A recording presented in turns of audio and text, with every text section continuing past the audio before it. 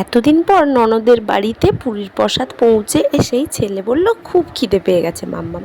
তো খাবারগুলো আমি সব টেবিলে ঝটপট রেখে টেখে দিলাম। আর আজকের লাঞ্চে ছিল ভাত, লেবু, পেঁয়াজ, লঙ্কা, মাছের ডিমের বড়া, পাঁপড় ভাজা, শাক ভাজা, এদিকে পটল আলু মাছ দিয়ে একটা তরকারি, আর তার সাথে কুমড়োর একটা তরকারি ছিল, আর ছিল আম। শাক দিয়ে খাওয়াটা শুরু করলাম, কি আরাম। এরপর এক এক করে সব খাবার শেষ করলাম, আর প্রত্যেকটা খাবারই আমার খুব পছন্দের ছিল। তো জমিয়ে লাঞ্চটা সারলাম। এরপর আমি শেষে আমটা খেলাম, আর আমটা কি মিষ্টি ছিল। বিকেলে ছাদে এসেছি, তার একটা স্পেশাল কারণ আছে, চলো তোমাদেরকে দেখাই। এই দেখো গাছগুলো এখানে অ্যারেঞ্জ করে দিয়েছে।